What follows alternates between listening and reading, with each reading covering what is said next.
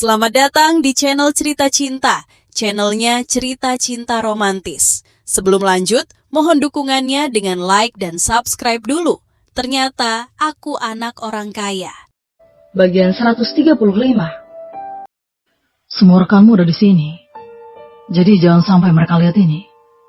Erwin memeluk Lina. Perasaan hangat dan lembut membuatnya enggan untuk melepaskan Lina. Dan aroma anggrek di tubuh Lina yang sangat memabukkan juga tercium oleh hidungnya. Lihatlah hati mereka. Untuk apa kita bersembunyi-sembunyi? Saat berbicara, Lina melepaskan diri dari pelukan Erwin. Lalu meraih lengan Erwin dengan penuh kasih sayang dan sambil menatapnya. Rekan-rekan yang lewat tidak bisa menahan rasa ingin tahu dan kaget ketika melihat ini. Kemudian pandangan mereka tertuju pada Erwin. Itu pacar Lina? Tidak mungkin, Lina secantik itu tapi punya pacar yang biasa-biasa saja. Terlebih lagi mobilnya cuma merek BYD, jelas bukan orang yang mampu. Perbedaan terlalu besar, sungguh keduanya terlalu besar sekali. Rekan-rekan yang lewat mau tidak mau menoleh untuk melihat ke sini. Kemudian mulai gosip dengan suara rendah. Erwin tidak peduli. Bagaimanapun dia telah mendengar banyak kali desas-desus yang mirip seperti itu sehingga sudah terbiasa. Ayo kita makan malam. Erwin berkata sambil membawa Lina ke dalam mobil. Lina tidak peduli mau itu mobil bagus atau jelek. Selama Erwin datang menjemputnya, dia sudah sangat senang. Ngomong-ngomong Erwin, besok itu pernikahan sahabat aku sejak SMP. Dia menikah dengan anggota keluarga Gibson di kota Santa. Ku dengar juga keluarga kaya. Jadi ikutlah denganku. Lina teringat sesuatu dan menoleh ke arah Erwin. Sahabatmu sejak SMP akan menikah. Tentu saja aku akan ikut denganmu dan menyiapkan sebuah hadiah besar. Aku tidak mungkin membiarkanmu kehilangan muka di depan sahabat dan teman-temanmu. Erwin mengangguk. Garis-garis pada usia Lina sudah mulai menikah. Erwin sepertinya baru saja menangkap informasi penting tadi sehingga tiba-tiba menginjak rem sambil bertanya. Sahabatmu menikah dengan siapa? Anggota keluarga Gibson di kota Santa. Ku dengar merupakan cabang dari keluarga Gibson yang menduduki peringkat ke-6 keluarga terkaya. Lina merasa pusing karena rem dadakan. Tapi untungnya dia memakai sabuk pengaman atau seluruh tubuhnya pasti sudah menabrak ke depan. Ternyata keluarga Gibson. Gumam Erwin karena terkejut. Lalu ia bertanya lagi. Di mana perjamuannya? Sepertinya di Hotel Bellagio Timur Kota. Akan ada banyak orang yang datang besok. Teman SMP saja sudah satu meja. Seharusnya seluruh hotel itu mereka sewa sepenuhnya. Lina berpikir sejenak. Dia sangat senang untuk pesta pernikahan sahabatnya besok. Mendengar ini Erwin berpikir diam-diam.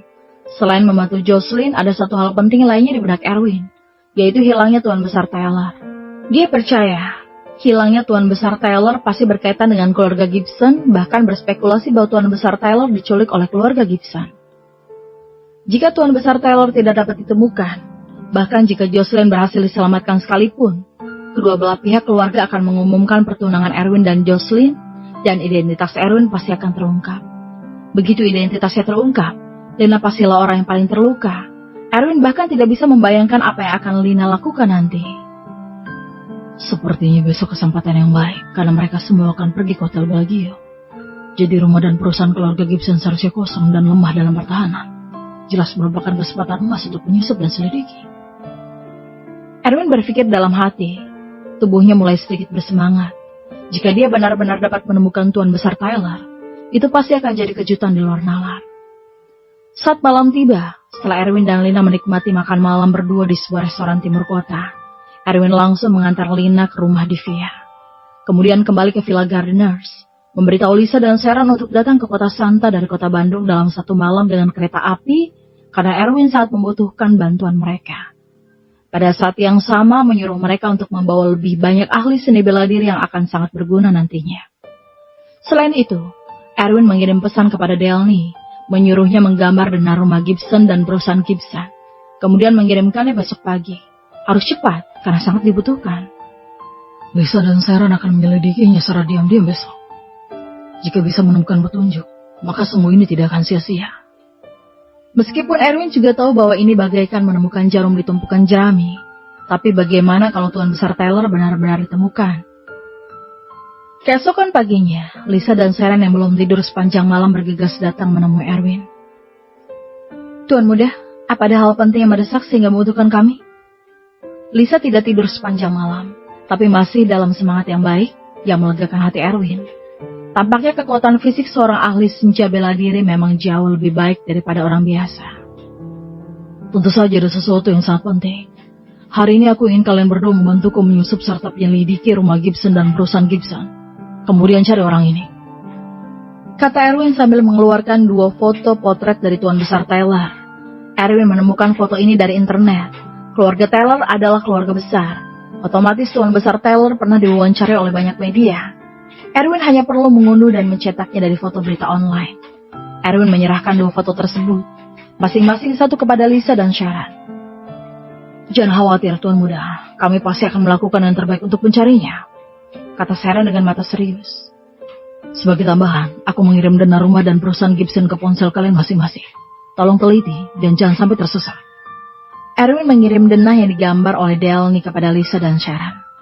Setelah semuanya diatur dengan benar, Lisa dan Sharon bertindak secara terpisah. Hari ini Erwin ganti pakaian yang lebih layak dan menyiapkan hadiah yang murah hati. Kali ini dia pergi ke pesta pernikahan sahabat Lina, dan hal penting lainnya adalah menahan mereka untuk tidak pergi dari tempat itu. Jika memang tidak bisa menahan mereka, Erwin tidak keberatan untuk menggunakan kekerasan. Pada hari ini Hotel Bellagio akan diadakan pesta pernikahan Drew Gibson, putri Colvis Gibson yang merupakan CEO Draco Group, cabang dari keluarga Gibson. Mereka sudah menyewa seluruh hotel sejak pagi untuk mengadakan pesta pernikahannya. Para tamu perjamuan tidak hanya terdiri dari kerabat dan teman, tapi juga mitra bisnis, sehingga Hotel Bellagio sangat ramai hari ini. Ketika Erwin dan Lina yang lainnya tiba, sudah ada banyak mobil mewah yang terparkir di tempat parkir. Para tokoh dari berbagai kalangan dan kelas keluar dari mobil. Lina yang sudah berdandan dengan teliti juga keluar dari mobil. Dia mengenakan gaun putih merah tanpa bahu yang memamerkan bentuk tubuhnya yang bagus. Dengan rambut gelombang yang menawan itu, Lina tampak seperti seorang putri kerajaan yang anggun. Lina, kamu mau jadi pusat perhatian dari mempelai wanita ya? Erwin berkata dengan setengah bercanda. Lina hari ini benar-benar sangat cantik, sehingga Erwin pun sedikit terpana. Sejak kapan mulutmu menjadi semanis itu? Lina mengangkat sudut bibirnya, tapi hatinya terasa manis. Dia segera meraih lengan Erwin dengan penuh kasih sayang dan berjalan menuju lift. Mereka naik lift dari tempat parkir ke lobi lantai pertama. Di sana ada seorang wanita muda cantik di meja resepsionis yang bertanggung jawab untuk mendaftarkan nama para tamu, kerabat, ataupun teman. Setelah Lina membawa Erwin mendaftarkan nama mereka, wanita resepsionis itu memberikan Lina sebuah plat nomor. Meja nomor 28, seharusnya meja teman masa sekolah. Lina mengambil plat nomor tersebut dan berjalan masuk bersama Erwin. Di sepanjang jalan banyak tamu pria dan wanita yang tanpa sadar melihat ke arah Lina. Penampilan Lina yang bagaikan bidadari turun ke bumi benar-benar mengejutkan semua orang yang hadir, hingga Erwin merasa sedikit tertekan. Lina, berjalan denganmu benar-benar tertekan sekali, kata Erwin dengan nada setengah bercanda. Makanya cepat lamar aku kalau tidak mau tertekan. Lina menjawab dengan sedikit arogan.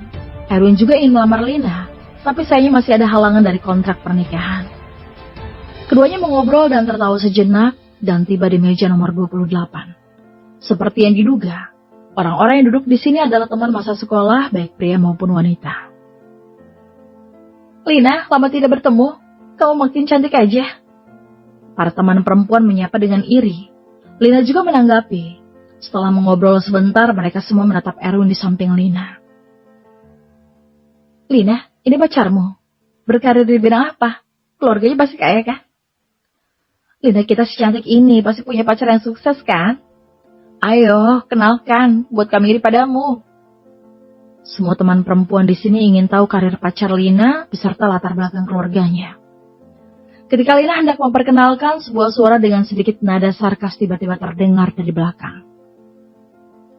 Tak perlu iri, pacar Lina ini cuma anak miskin pedesaan. Bekerja sebagai manajer departemen yang gajinya cuma 20 juta per bulan. Mobilnya juga hanya merek BYD. Mendengar ini, semua orang yang hadir menoleh ke sekeliling. Kemudian terlihat seorang pemuda tampan yang berdiri dengan seringai di mulut. Pakaian di tubuhnya juga merupakan merek internasional dengan gaya tren terkini. Yang jelas merupakan orang kaya. Pria ini adalah teman masa sekolah Lina, Vintan, yang juga merupakan salah satu pria yang pernah mengejar Lina tapi ditolak. Vintan melihat Lina dan Erwin keluar dari mobil BYD di tempat parkir. Jadi rasa cemburu membuatnya menyuruh anggota keluarga untuk menggali informasi tentang Erwin yang hanya bermodal plat nomor mobil. Itulah sebabnya dia bisa tahu serinci itu tentang pekerjaan Erwin. Lina, kamu juga primadona semasa sekolah, tetapi kenapa cari pacaran seperti ini? Kata Vintan sambil duduk di tempat duduk meja nomor 28. Mendengar ini, teman-teman perempuan lainnya tanpa sadar meminta konfirmasi. Lina, jadi bilang Vintan itu benar ya? Sebenarnya mereka juga berharap apa yang dikatakan Vintan itu benar. Dulu Lina itu adalah primadona sekolah yang banyak dikejar oleh pria tampan maupun kaya. Tapi semuanya ditolak. Sekarang setelah lulus justru punya pacar miskin. Memikirkan itu membuat mereka diam-diam merasa puas. Iya, apa yang dibilang Vintan benar. Tapi memangnya kenapa? Aku menyukai Erwin sudah cukup bagiku. Lina berkata sambil tersenyum. Tidak peduli dengan apapun yang mereka katakan. Selama dia menyukai, dia tidak peduli mau kaya atau tidak, tetap akan dicintai dengan sepenuh hati. Jadi ternyata benar. Lina, kamu itu cantik sekali. Jadi kenapa tidak cari yang kaya? Dengan begitu sudah bisa menjadi istri yang kaya selama sisa hidupmu. Salah satu teman perempuan, Faria, tampaknya mulai membujuk dengan niat baik. Tapi sebenarnya dia merasa sangat puas karena keberadaan Lina selalu menekannya saat masih sekolah. Tetapi setelah justru dengan pacar yang biasa-biasa saja, jelas itu membuatnya senang. Manusia memang seperti ini. Kecemburuan selalu bekerja. Begitulah seorang yang dulunya lebih baik dari dirinya dalam segala hal berakhir buruk, pasti akan merasa puas.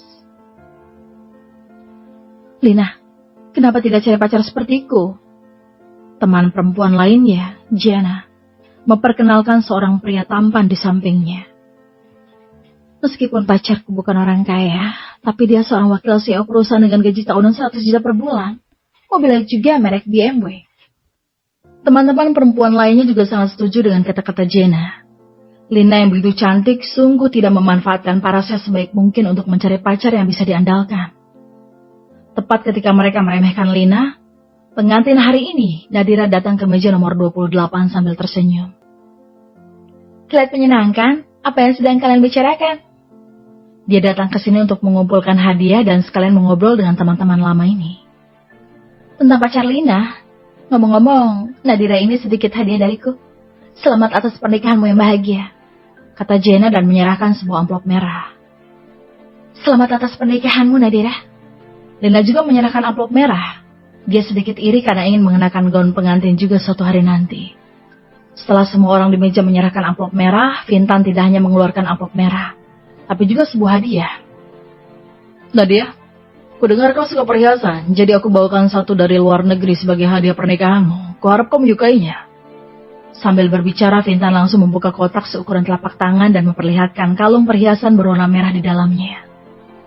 Ya Tuhan, kalung bulan merah. Ini setidaknya 2 miliar. Kamu terlalu murah hati, Vintan. Nadira menyukai perhiasan. Jadi otomatis tahu barang-barang perhiasan. Terlebih lagi dia juga bekerja di sebuah perusahaan perhiasan sehingga bisa langsung tahu bahwa kalung bulan merah itu asli. Dan setidaknya seharga 2 miliar. Orang-orang yang hadir tidak bisa menahan pandangan iri. Vintan memang murah hati sekali. Mendengar pujian dari yang lain, Vintan merasa bangga. Dan mengalihkan pandangannya ke arah Erwin. Dia tiba-tiba ingin mempermalukannya lagi. Jadi memberitahu Nadira. Nadira, kami baru saja bicara tentang pacar Lina. Kau tahu orang seperti apa yang Lina pacari sekarang? Benarkah? Primadona kelas kita sudah dapat pacar. Apa tuan ini? Nadira melihat sekeliling dan matanya tertuju pada Erwin. Erwin baru sadar semua orang sedang memandangnya. Dia tidak bisa lagi bersikap rendah hati. Jadi berdiri perlahan dan berkata, kebetulan aku juga bawa hadiah yang murah hati untuk mempelai wanita. Sekarang sepertinya adalah waktu yang tepat. Seperti yang dikatakan Erwin, dia mengeluarkan kotak kado yang sangat indah seukuran setengah wastafel. Teman-teman Lina tidak terlalu optimis dengan apa yang ada di dalam kotak kado. Memangnya apa yang bisa Erwin berikan dengan gaji sekecil itu? Dibandingkan dengan kalung bulan merah berlian Vintan, bukankah itu sama saja dengan minta penghinaan? Ini sedikit hadiah dariku. Kuharap kamu suka. Erwin membuka kado dan memperlihatkan satu set perhiasan biru di dalamnya, termasuk kalung, gelang, cincin, dan anting-anting. Ketika Nadira melihat ini, matanya yang indah terbuka lebar dengan ekspresi kaget dan tidak percaya. Astaga Tuhan, ini... ujarnya dengan cukup terkejut. Nadira langsung tercengang setelah set perhiasan biru terbuka. Dia bekerja di perusahaan perhiasan, jadi sangat tahu dengan barangnya. Astaga Tuhan, ini set perhiasan Heart of the Ocean kah? Nadira mengambil sepasang gelang biru dengan penuh rasa tak percaya dan tiba-tiba menjadi sedikit sesak nafas setelah melihat dengan teliti. Set perhiasan Heart of the Ocean ini setidaknya 20 miliar rupiah. Dengan kata lain, pacar Lina memberinya satu set perhiasan semahal ini. Sungguh murah hati sekali. Perhiasan Heart of the Ocean apaan? Jelas dari kios jalanan, kata Jenna, karena tidak bisa menahan diri. Dia tidak percaya seseorang dengan gaji 20 juta sebulan dapat membeli set perhiasan semewah itu. Itu jelas palsu. Singkatnya, tidak lebih dari 20 juta harganya. Faria berkata dengan sinis. Dia juga tidak percayakan hal itu. Aku rasa itu palsu juga. Nadira, coba kamu perhatikan baik-baik. Tidak mungkin anak miskin ini bisa beli set perhiasan Heart of the Ocean yang asli. Vintan juga mempertanyakan dari samping. Dia juga pernah mendengar tentang Heart of the Ocean. Dari harga saja sudah 20 miliar. Mana mungkin bisa digapai oleh orang dengan gaji yang hanya 20 juta saja. Orang-orang lain di sini punya pemikiran yang sama, yaitu mustahil bagi Erwin untuk mampu membelinya. Jadi tetap tidak percaya apapun yang terjadi. Namun kata-kata Nadira selanjutnya menghancurkan pernyataan mereka. Ini set Heart of the Ocean yang asli bernilai 20 miliar rupiah. Begitu kata-kata itu keluar, semuanya langsung terkejut. Apa? Mana mungkin? Nadira, kau tuh salah lihat. Jelas mustahil ini asli. Faria adalah orang yang pertama yang bertanya. Setelah pada akhirnya bisa merasa dirinya lebih baik secara psikologis, bagaimana mungkin dia mengizinkan Lina mengalahkannya lagi? Ini pasti palsu, Nadira. Coba periksa lagi baik-baik. Jenna juga berdiri dan bertanya lagi. Jika set perhiasan ini benar-benar bernilai lebih dari 20 miliar, maka identitas pacar Lina tidaklah biasa. Memberikan perhiasan semahal ini sebagai hadiah, mana mungkin orang yang melakukan itu memiliki identitas yang sederhana. Saya pikir ini palsu. Nadira, kau jangan tertipu. Perhatikan baik-baik. Vintan tidak percaya bahwa set perhiasan Heart of the Ocean itu adalah asli. Mana mungkin palsu? Beberapa hari yang lalu, set perhiasan ini masih terpajang di perusahaan kami. Aku bahkan melihatnya secara langsung. Dan kudengar sudah dibeli oleh seorang pembeli misterius. Tak kusangka, pembeli misterius itu adalah pacar Lina. Nadira bekerja di sebuah perusahaan perhiasan dan kebetulan pernah melihat set perhiasan Heart of the Ocean ini. Tetapi tidak menyangka pembeli misterius tersebut adalah pacar Lina. Maksudmu set perhiasan ini asli? Jenna memasang ekspresi terkejut dan sulit dipercaya. Bagaimana mungkin? Bagaimana gaji 20 juta per bulan bisa menggapai perhiasan semahal itu? 20 miliar tanpa makan dan minum selama 1000 bulan, apa itu mungkin? Mustahil. Berarti anak miskin ini sebenarnya kaya. Faria juga memasang ekspresi tidak percaya karena sungguh murah hati jika memberikan set perhiasan semewah itu kepada orang lain. Vintan juga mengepalkan tinjunya dengan ekspresi enggan. Dia akhirnya memiliki kesempatan untuk mempermalukan pacar Lina. Tapi keadaan justru berbalik. Ini membuatnya merasa malu. Lagi pula dialah yang memberitahu semua orang tentang karir Erwin. Teman-teman yang lain juga tampak tidak percaya dan berpikir bahwa seharusnya pacar Lina adalah orang kaya. Sedangkan Vintan jelas telah memfitnahnya karena cemburu. Bersambung.